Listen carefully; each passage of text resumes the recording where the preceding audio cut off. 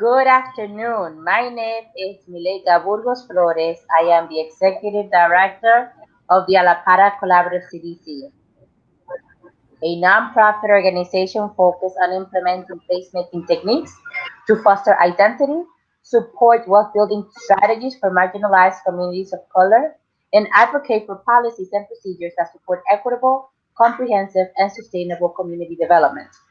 Our goal is to protect and strengthen the identity, charm, and cultural appeal of our Allapattah neighborhood, as well as other ethnic communities in Miami, by ensuring long-term residents are able to thrive in an environment plagued with disparities, misinformation, and disinvestment. In recent years, we have worked with the community to develop a strategic plan to mitigate the rapid displacement and improve the quality of life of long-term residents. Our strategies focus on collaboration, education, coaching to empower individuals, small businesses, and the community.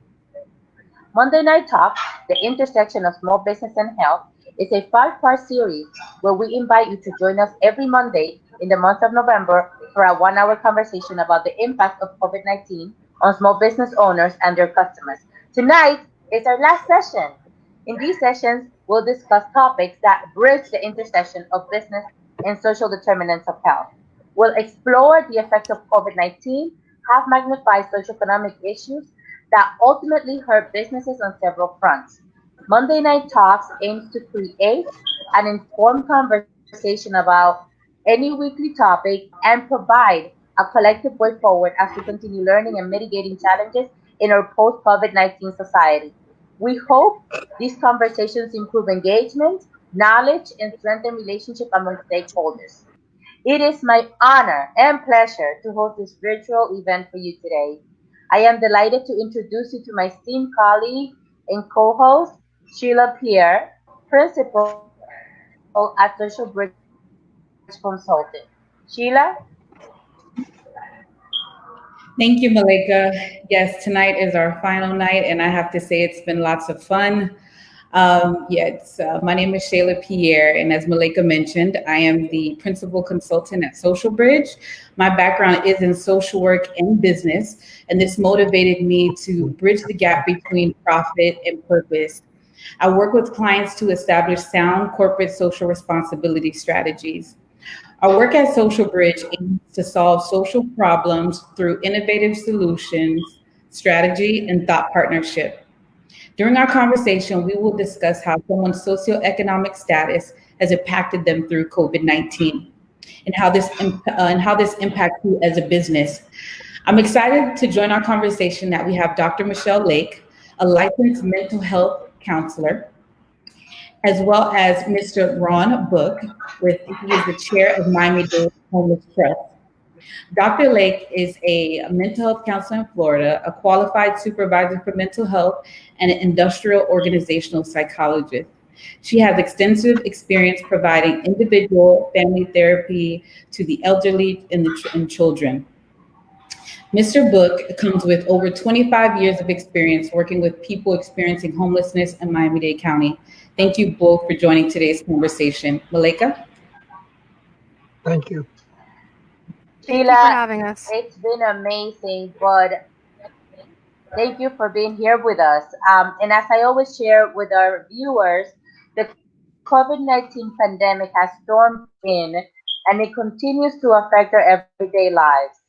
9 months into this crisis, many businesses have been forced to close, some are hanging by a thread, while others are doing what they can to survive this new reality. Today, we will dive into the socioeconomic issues that intensified the pandemic. The many loose ends we still need to tighten in our social contract came undone when all of a sudden this pandemic crisis hit and highlighted so many of those issues. This pandemic left them bare and clearly exposed to emphasize how we are all in this together, pandemic or not. Tonight, our objective is to understand how someone's socioeconomic status can impact their overall health, outcomes, and quality of life. We'll dive deep into the impact of COVID-19 on the homeless community in Miami-Dade County and learn about the resources resources, and tools to navigate mental health for your employees during COVID-19. Lastly, we'll share some best practices and resources available during the pandemic in Miami-Dade County. So Sheila, let's get started. I'm excited. First slide.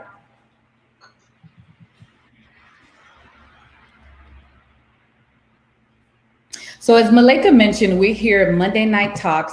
It's been an exciting few weeks as we've been talking to small business owners about the intersection of small business and health. We've been having conversations about different community issues around housing, employment, risk management, and why these issues are important to you as small business owners.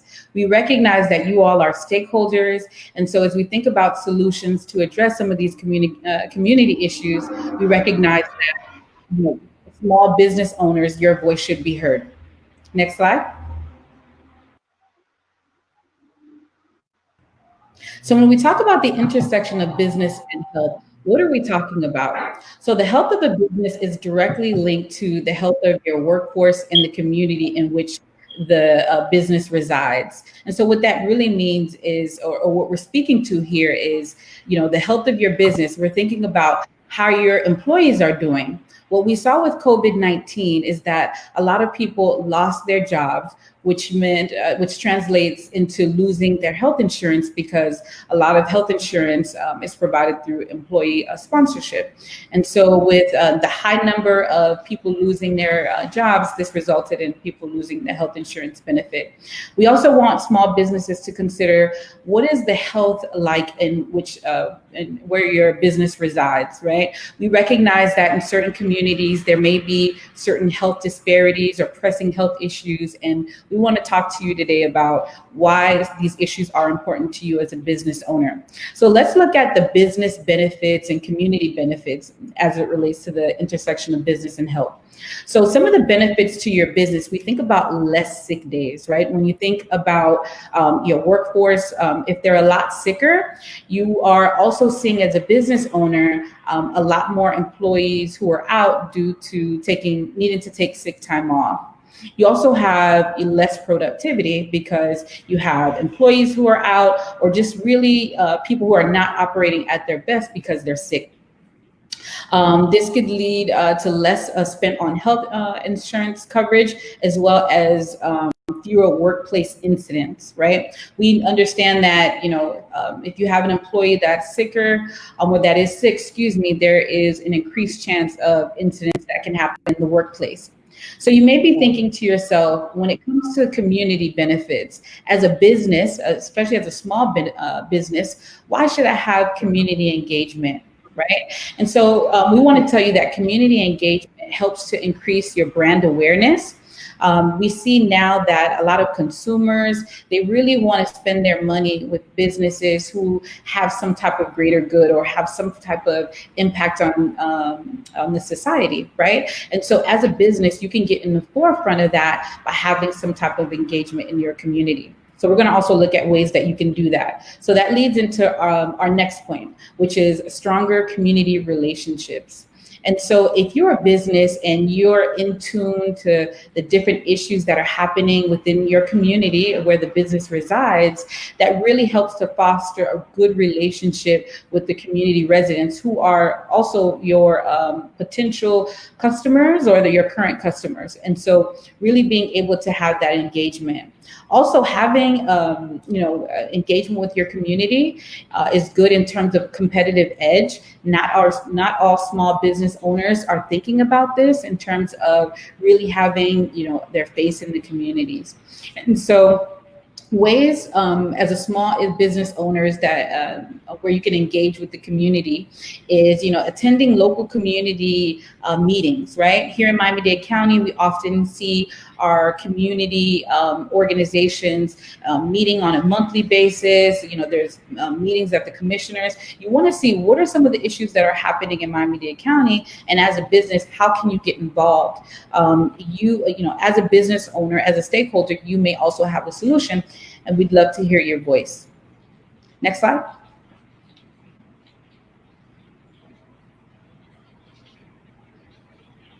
So today's topic, the intersection of socioeconomics and COVID-19. So when we think about someone's socioeconomic status, we understand that individuals with a lower socioeconomic status, they would be impacted differently as it relates to COVID-19. Earlier this week or last week, I was reading an article online, and it was saying that with the COVID-19, we're all in the same storm, but we're on different boats. So what does that mean? That means that, COVID is here, but for some of us, the impact is a lot different. And so what we see is individuals who come from a lower socioeconomic status, they're impacted they're highly impacted by COVID-19. So that's something that we want to take a look at. So socioeconomic status is defined as the measure of one's combined economic and social status, and tends to be positively associated with better health. So that's over the weeks we've been talking about access to healthcare and what this means in terms of COVID-19. And socioeconomic status is directly related to this, right? So as with other health conditions, those who are at risk with socioeconomic status are extremely vulnerable, right? And so if you take a look at this visual here, you'll see that people with lower income households are at a higher risk of serious illness, as it relates to the coronavirus. So as you see, the lower the income here, the higher the risk as it relates to the coronavirus, right? So someone's socioeconomic conditions influences our risk to COVID-19. Next slide.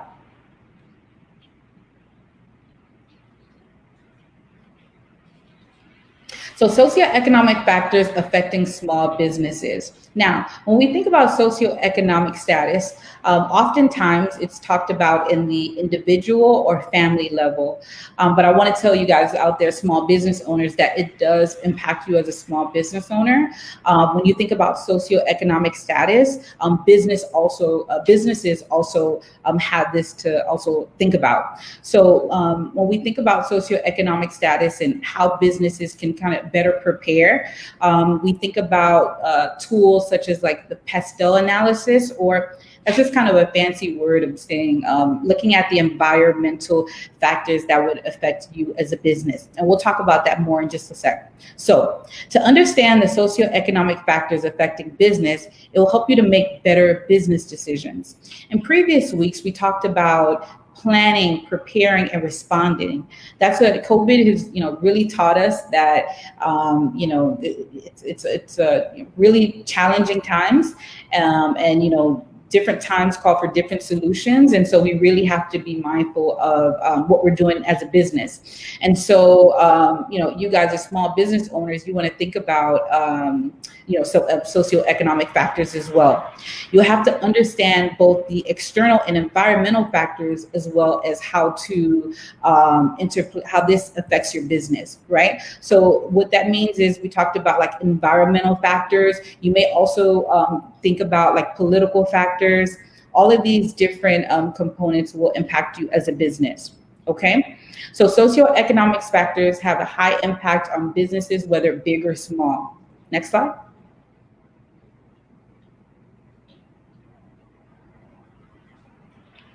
So as a small business owner, you may be thinking about, what resources, what tips can we share around socioeconomics? And so, as I mentioned, we see resources for individuals and families, and I'm excited to share that there are also resources for you as a business owner. So there are different programs such as small business set-asides, small business disadvantage programs. If you look at the slide, you'll have the link to, and we can drop that on the chat, to the link to the United States Environmental Protections Agency, which has a list of different socioeconomic programs for small businesses. Next slide.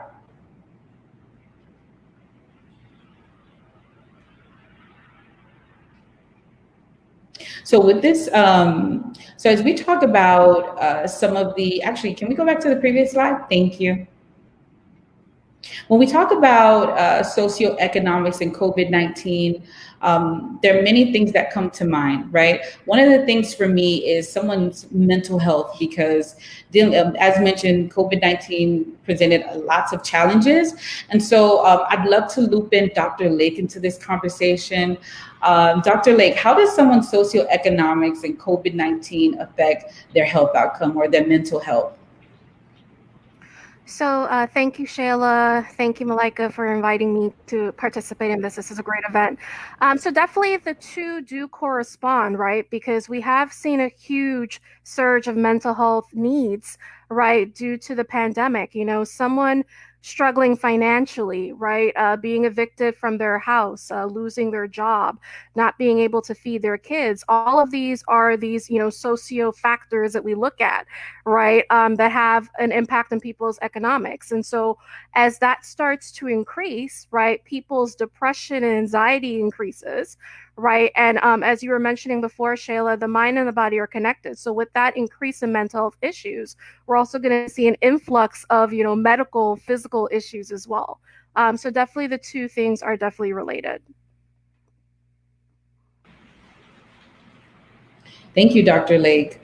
Yeah, it's you know, I almost stumbled just a little bit just thinking about mental health during COVID-19. You know, it's just been a true challenge. So thank you for making that connection for us.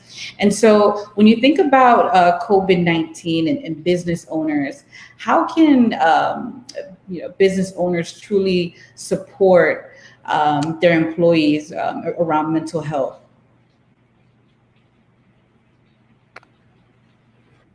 Okay, so there are definitely a number of strategies that small businesses can use.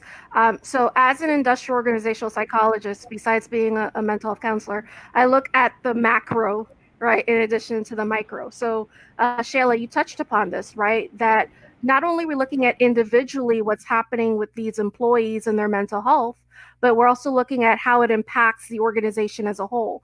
And so when employees are having, you know, mental health issues, you know, they're feeling super anxious about, for example, coming into work because they're afraid, am I going to catch COVID, for example, which happens a lot, right, with employees nowadays. There is this lack of concentration, right, because they're really focusing on that more than they're focusing on performing their duties. And so, you know, you could have an employee that was like a really hard worker, very productive, but as a result of their anxiety or depression increasing, it's going to affect their morale. They're going to be less motivated to come to work.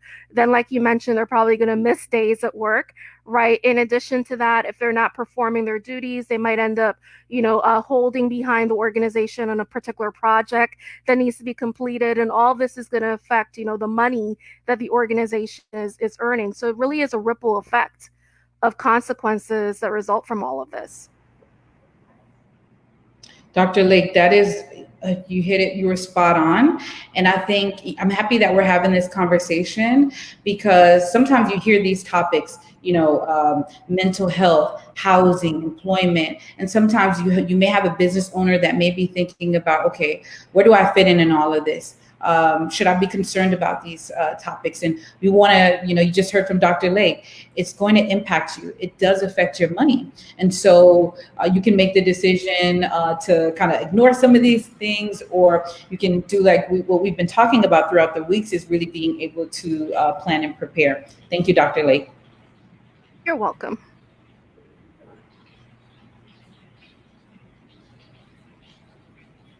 Mileyka, you're on mute.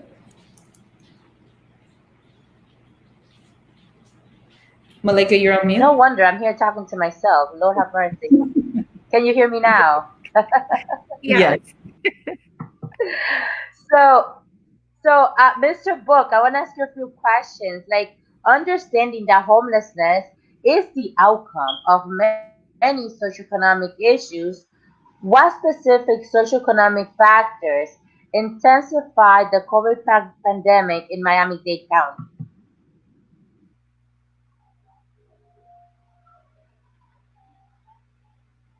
You're muted, sir. I think we've been very fortunate that at the national level and at the local level, we were able to get lawmakers to do the responsible, sensitive to thing, in particular as it relates to the lower socioeconomic communities, by placing into effect both an eviction and a foreclosure moratorium. And the fact that those moratoriums remain in some form and that the courts are not processing and not signing orders related to residential evictions. Not necessarily so on the commercial side. So there could be businesses that are having issues like that. But that was not really the question you asked. You were speaking specifically about residential side. Look, I think the recovery across our community, across our state, and across our country are going to be particularly difficult for the lower socioeconomic population. We get on a daily basis all of those businesses that notify the state and the Department of Economic Opportunity that they are going to be laying people off. We get those notices very quickly. So we recognize through that. And number two, we recognize because we've been working for quite a while now on the eviction and foreclosure issue with both the courts directly with judges and the clerk's office, so that we have an idea of how many actions have already been filed today. We know that people talk about living paycheck to paycheck. Something that all of us have learned in school, that many people in our community live paycheck to paycheck. But I think a lot of people think that's a cliche. I don't think people really understand what it means. I can't speak for the three of you, and I can't speak for the audience. I know that I'm in a more fortunate place in this world, and I don't live paycheck to paycheck. But I know that that's not reality for the majority of our community, and it is a majority of the community. We know what percentage of the community live below the poverty line. We know what percentage of the community is unemployed. We know what those are.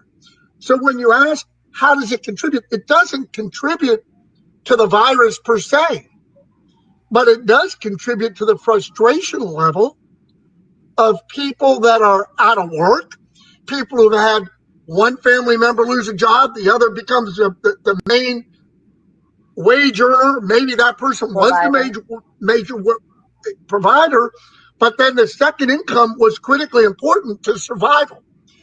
I am a person who likes to read newspapers every day. I have to touch newsprint. I'm not one of those who turns to the internet for all my news. I'm somebody who believes you need to read 5 newspapers a day, and I do. And I read 3 of them before 6:30 in the morning, and I read 2 more before 8:30 in the morning. I have to touch newsprint. But you know what happens every single day? Every single day I open my newspaper to page 3B or 3A. And you know what I see staring at me every day? Where in our community can people go and have their trunk flipped open and have a box of groceries put in their car so their family can eat tonight, so their family can eat tomorrow morning? I don't think any of us in reality ever thought in America we would go backwards to the 40s and that we would see soup kitchen lines.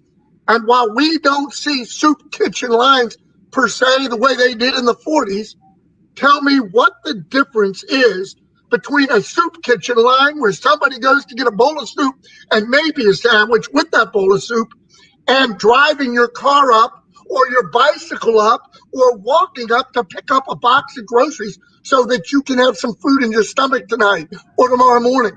So when you ask me about the lower socioeconomic, it makes me nuts. And I will tell you that I started in the homeless space, as you noted in the introduction, 25 and a half years ago. There were over 8,000 unsheltered people living on our streets. Tonight, when people put their heads on their pillows, there will still be about 1,020 too many unsheltered. at maybe a 90% decrease in unsheltered homelessness. But at the same time, that's a lot of people out on the streets. And I don't know what this eviction and foreclosure world is going to come to. I can tell you we had a long conference call again today on it. We're all troubled by it. We're implementing strategies every day to begin to become prepared. One of the things we've asked the community, always asks us, what can we do? What can we do to make a difference? What can we do to volunteer? Here's what you can do. We need move-in kits. We tell people every day now, don't send us food right this minute. There are lots of people feeding people, but I don't have eating utensils, and I don't have pillows, and I don't have linens for people moving into new places when they've been left homeless. I don't have places for those people. We're looking for landlords. We're looking for property managers to tell us they're going to have units of housing available. We are good landlord relationship people because we make sure they're getting their rents. We've got great needs coming. I don't know how we will solve them. But part of the discussion we had today on that conference call, and Judge Leifman, who, in my opinion, is probably the most knowledgeable person on mental health policy in Florida, and after all, the Florida Supreme Court took him off the bench, transferred him to Tallahassee for 2 years, about 6 years ago, so he could be the Supreme Court's expert on mental health. Judge Leifman is deeply concerned that what COVID is doing, Sheyla, Michelle, that what they're doing is triggering mental health conditions that may not have previously been recognized, understood, or having been, if you will, evidenced. Look, there's a reason why we run a project called Project Lazarus. The Homeless Trust funds Project Lazarus because we believe we need to keep that 1,020 people that are still living on the streets, the largest percentage of which, 80% of which, are chronic. We all know on this call that the bulk of those chronic individuals suffer from co-occurring mental health, substance abuse, mental health, alcohol-related issues. Project Lazarus takes a group of medical professionals 7 days a week, 365 days a year, Christmas and Thanksgiving included. They go out to the streets to check on the well-being of those individuals that are on the streets. But more importantly, they're taking their prescriptive psychotropics. They're taking their prescriptive psychotropics to them so that they're getting their medicines every day. And just as if they were in a hospital healthcare setting, they watch the individual put the pills in their mouth, give them the bottle of water, and they check their mouths afterwards to make sure they're taking them. We all know half the battle with people that suffer from mental health issues is getting them the right prescription. Second half of the biggest problem is getting them to take them with regularity.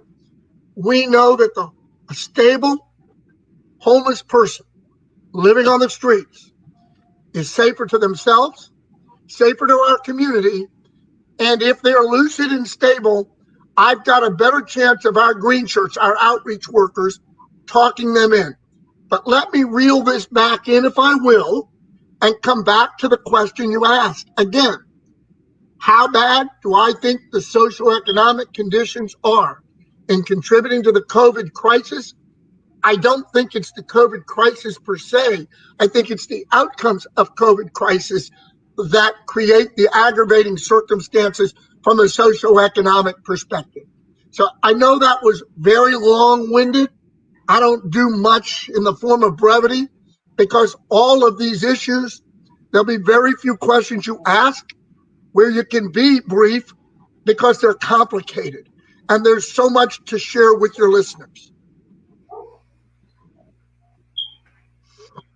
Yes, thank you so much for sharing that. That is amazing. And you know what? It's so true what you're saying because we did some work a few weeks ago at Corpus Christi Church, and what the volunteer coordinator told us there is that the pandemic is not really the problem. The pandemic is the pandemic after the pandemic. It's a pandemic that we were already living in. It's a crisis that we were living in that may have been intensified. And now it's been aggravated with everything that's going on. But I also wanted to ask, you mentioned that, but what are the potential impacts? Because what I see in my, very simple opinion is that this eviction moratorium is going to exponentially grow the homeless population or the people experiencing homelessness. When this eviction moratorium hits, it gets lifted. How many people who are not working are going to be able to move and actually gain a space? What is the homeless trust, or how do you think this is going to be sorted out between the homeless trust, between the number of people that are facing eviction without a job, without enough money for a deposit, and hopefully, some type of program that maybe the county or the city could put together? I'm not sure. How can you unravel that one for us? Well, first of all, as I said, we are big. Let me go backwards for a minute. So we started on COVID probably 2 weeks before the rest of the community started on it. We started back in February, not second week in March like the rest of the community did. We started early, 3 languages, English, Spanish, and Creole. We went to the streets with printed material, masks, hand sanitizer, sanitizing wipes, gowns at that time, educating day in, day out, day in, day out. Much like we got the advance on that, we got the advance on the eviction and foreclosure stuff. We're looking at a 3-pronged approach to preventing evictions related to homelessness that we expect the balance of 2020 into 2021. Identify, educate, direct, and assist. What do I mean?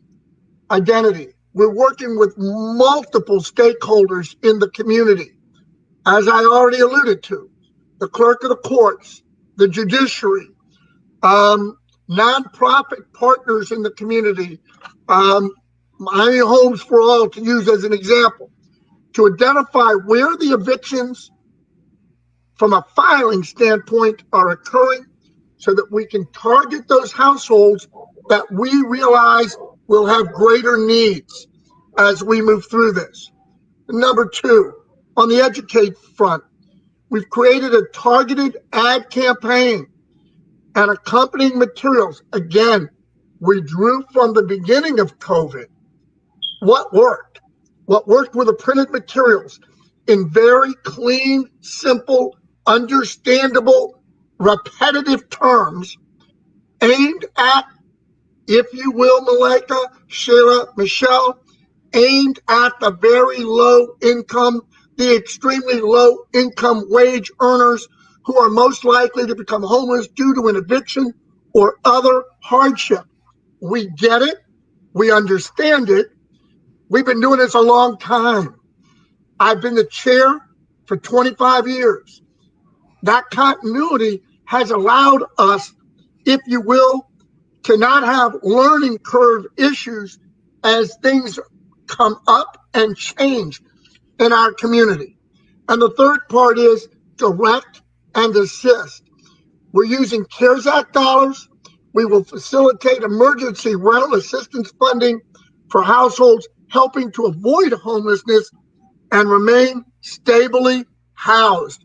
We know the importance of stable housing. We know what the costs are overall from a community perspective when somebody becomes homeless. We know how many times in a 12-month period that average chronic homeless person shows up at the emergency room at Jackson Memorial. We know how many times amongst that myriad number of average times they show up at the emergency room that they then become an inpatient. And we know the average number of days at which they remain, if you will, in the facility from a homeless perspective and a care standpoint.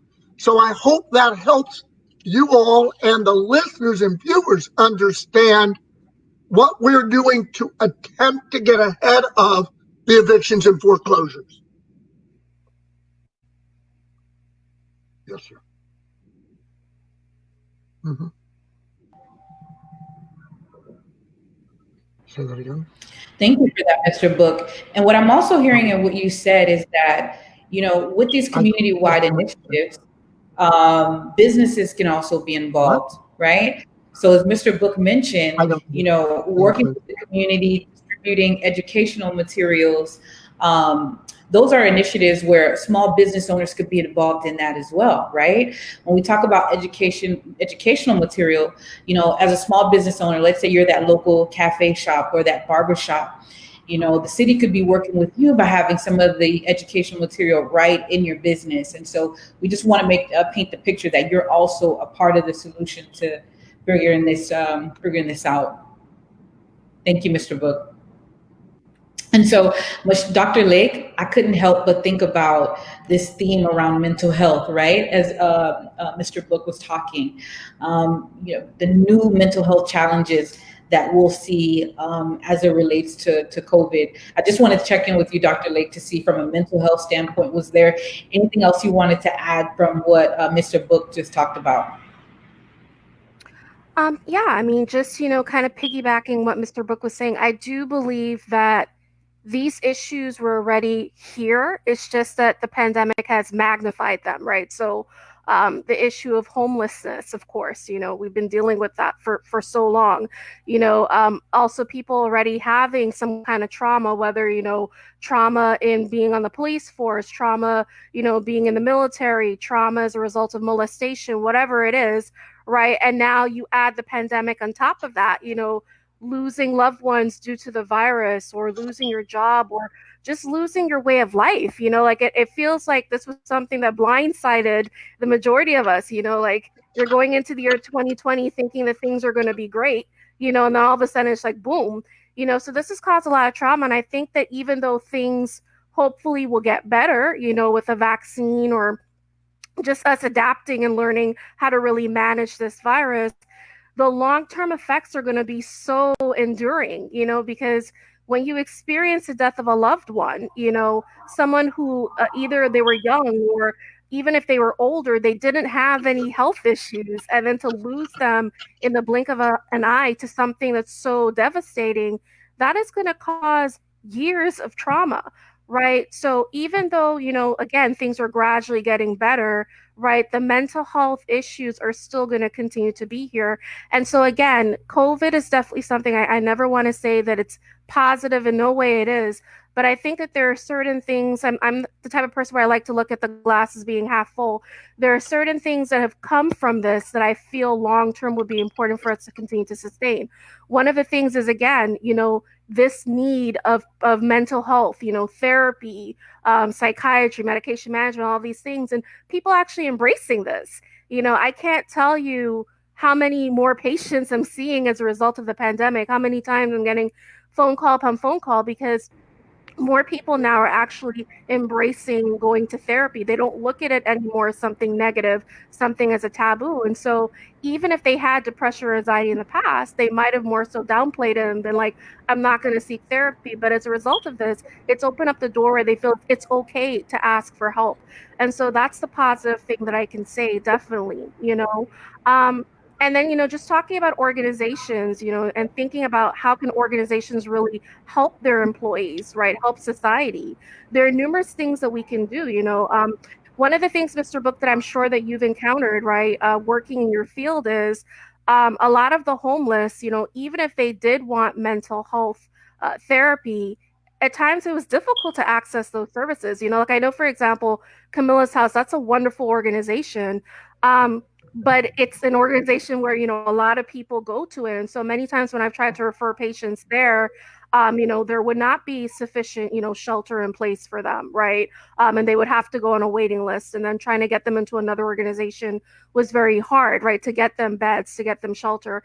And so the point that I'm trying to make is, just from a mental health standpoint, I feel that now, patients that maybe were struggling financially, didn't have transportation, didn't have insurance, but wanted to seek therapy. Now, so many avenues have opened up where, there's telehealth, for example, right? And so even if patients don't have access to computers, they can use their phones to be able to talk to a therapist, right? And many of these insurance companies have actually waived co-pays, right, during the pandemic to allow patients to be able to get that telehealth, right? So the point is, many positive things have come out of this, but I think that definitely we need to continue to sustain this change.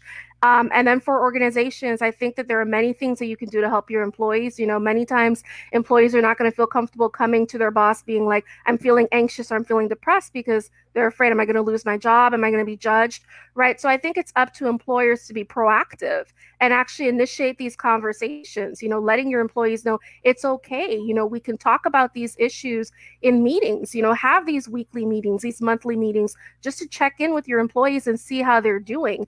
Right. And then in addition to that, to those employees that are maybe uncomfortable talking in front of their peers, have one-on-one conversations. You don't want to wait until performance evaluations to talk to your employees. You want to, talk to them one-on-one and check in. Are you okay? Is there anything that I can do to help you?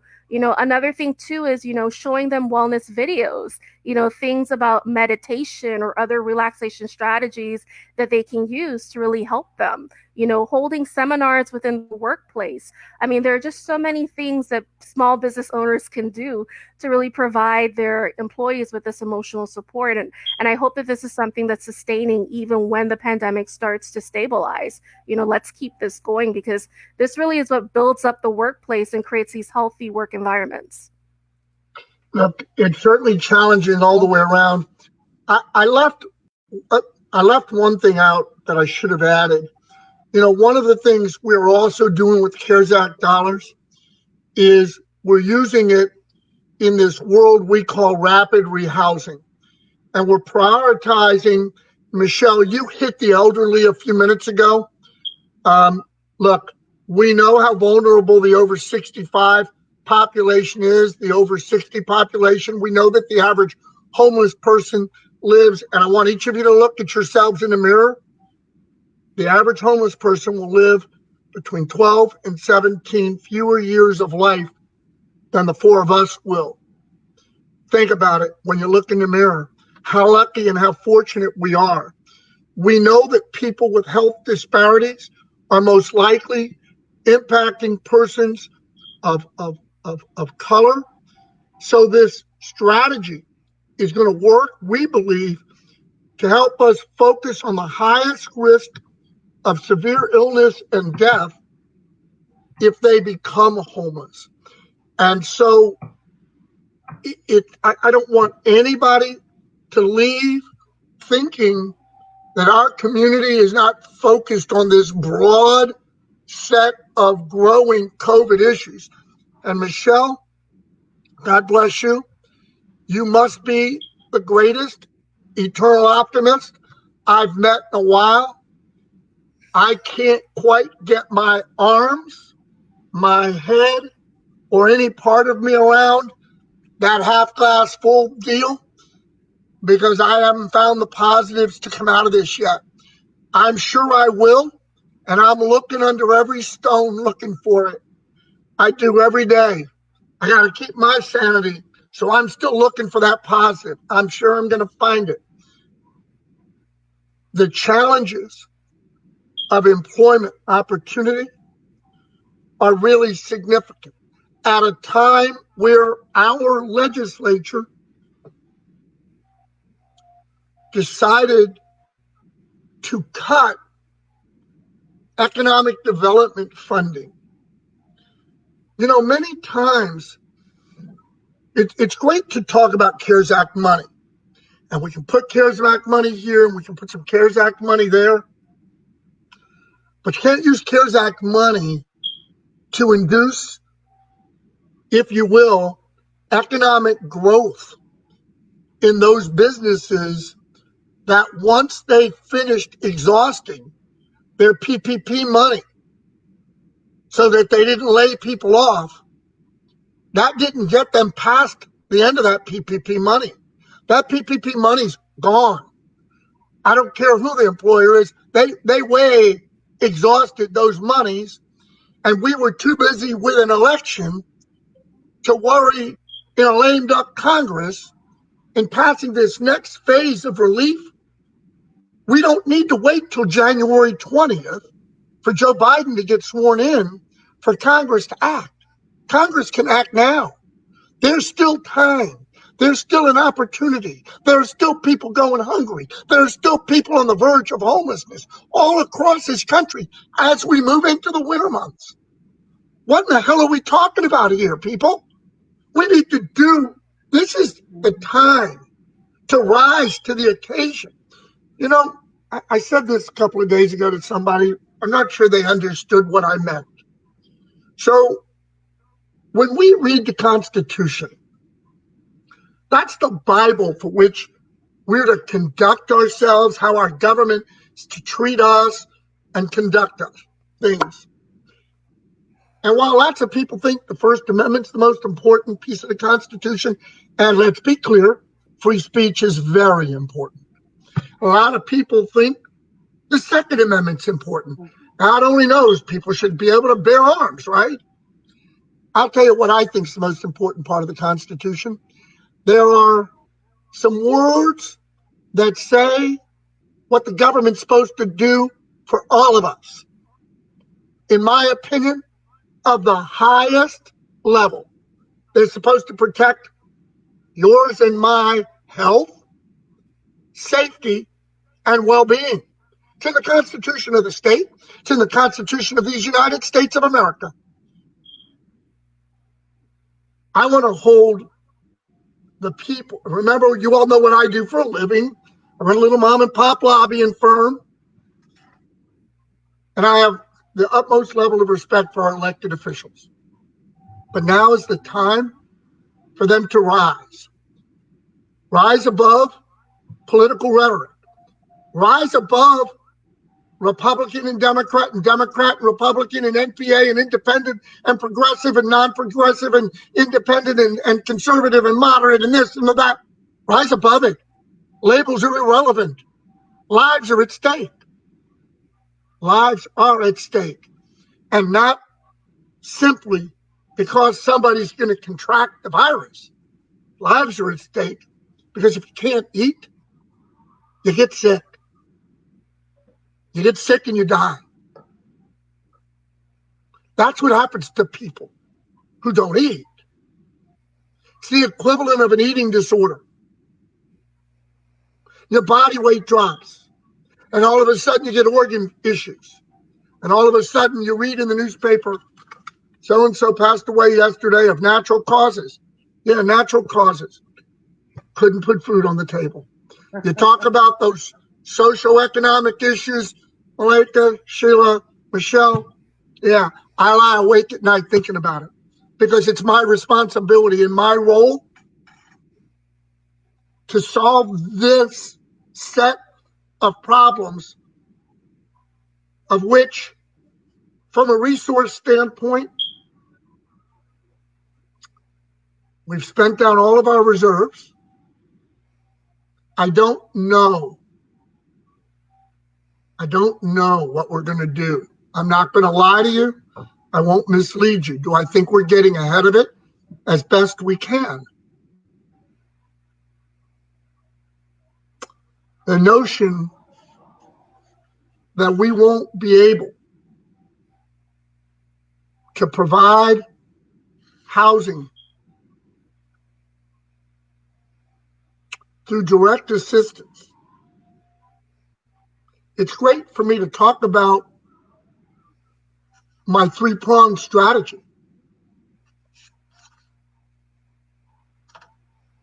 But I have to identify somebody. I may not have the opportunity to educate because I'm going to realize that I'm out of money. No secret that our community has been number 1, 2, or 3 for the last 5 or 6 years as the most difficult rental market in the country. Why? Lack of availability of affordable housing, lack of available workforce housing, lack of available ELI housing. And maybe some folks don't know what ELI housing is. It's not substandard housing, but it's housing that is affordable housing identified for the, if you will, that low income part of, that extremely low income part of our community. The challenges, feeding them, housing them, sheltering them. And Mileyka, I think you started to allude a few minutes back what are we going to do with them? We have shelter space, but at some point you run out of shelter space. I don't think we have necessarily been aided by the distribution of tents that some well-meaning individuals passed out early on in the pandemic, because making it easier to stay on the streets doesn't help me get those that we have room for today, tonight, tomorrow, the day after. Doesn't make it easier for me to get them off the streets. Feeding people on the streets may seem like a very good thing to do, may seem like it's humanitarian, but it is not. It says living like that is okay. We have lots of places to help feed people indoors. People that want to help feed people indoors, we have opportunities for them. All they need to do is call the Miami-Dade County Homeless Trust, 305-375-1490, 305-375-1490. You can go to thehomelesstrust.org, find a way to help. We need help. I have never, not in 25 years, ever felt like we needed to reach out to our village, to that village of 2.8 million people that live in Miami-Dade County, and say help. You know, we get told frequently that we're not a good community. We're not a great community. We don't do this right. We don't do that right. 25 years ago, this community turned a page. We don't operate the way they do in other parts of our state and of our country. We don't operate like that. We are a village that decided 25 years ago we were going to end homelessness. And we've all been in this tank together. We've rowed the boat together. We've steered it together. We've fed together. We've slept together. But if we're going to survive the pandemic, if we're going to survive, if those people that we're talking about in that lower socioeconomic part of our community, we're going to survive, we're going to do it because the village rises to meet the occasion. 66% of the families experiencing homelessness in our community are people of color. While that population of individuals only represent approximately 19% of the total population, it's 66% of the homeless population. So what does that say, Mileyka, going back to the beginning of this conversation with Monday Night Talks? What it says is that is that lower socioeconomic population. It is the economically deprived. That's what it says. We're just beginning in our community really to understand those, if you will, disparities that exist. We're beginning to do more broader risk assessments on our contracted providers. The Homeless Trust is doing its own risk assessments community-wide. We've adopted the restorative justice practices as well to mitigate the discharges from our programs, from our service providers. And we've adopted system-wide housing first framework that promotes housing first and foremost without service participation requirements. We don't have barriers to entry. What we do is we don't require drug testing. We don't require alcohol testing. We don't require them, Michelle, to your chagrin, to commit to mental health counseling. We don't. What we do is we send a case manager to visit them daily. That's what we do. So I hope Mr. that helps Ron, shed some light. thank you so much. Yes, thank you so much. I have learned so much from you today. I want to inform everyone and remind everyone that the best thing that you can do, and Mr. Ron Book just mentioned it, write to your elected officials, because we do have a social contract, and that social contract needs to be upheld by all of us. Sheyla, you like to close up? Yes, and I can't help but say, Mr. Book, thank you so much for your passion, the work that you do. I'm very familiar, and I work closely with Miami Homes for All, and thank you for what you're doing at the Trust. And thank you so much for being on this call today. Dr. Lake, thank you so much for the work that you're doing. Mental health is something that we're all thinking about. So thank you for sharing the resources and tips. If you can just quickly, in like 20 seconds, if you can share more information of where people can find you and your business. Sure. So my business is called EMMIC LLC. You can just go on to emmicllc.com and see my website, or you can email me at emmicllc@gmail.com. And thank you so much, Sheyla, Mileyka, and also Mr. Book. Thank you, Dr. Lake. Thank you so much. We'd like. Go ahead, Mr. Book. No, please. Okay, thanks. We just love to end with just some key takeaways based on today's call.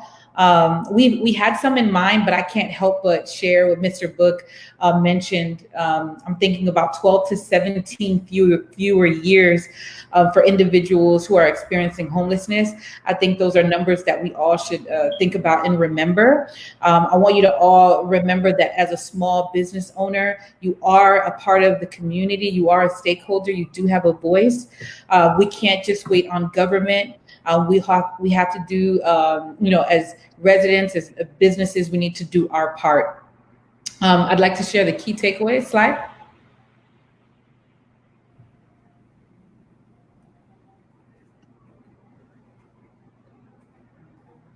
And just as we mentioned, a fundamental driver of our health and our risk of contracting COVID-19 is our socioeconomic status. As a business, you want to understand the socioeconomic factors that can affect your business, because this will help you to make better decisions. And we also want you to know that as a business owner, take a role to raise the socioeconomic status of your employees and those in your community, even as you seek to raise your own.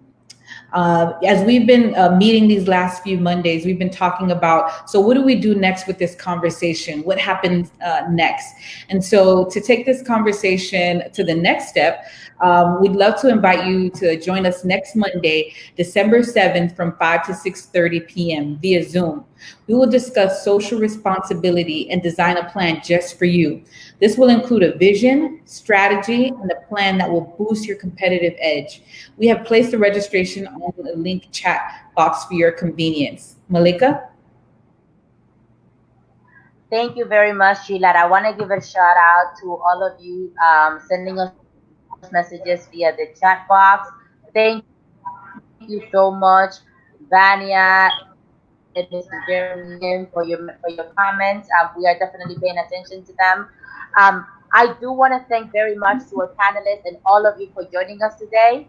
I hope this conversation has allowed us to deeply understand and appreciate the impact the COVID-19 pandemic has had on so many socioeconomic factors that affect us, not only on the small business side, but our families and our society as a whole.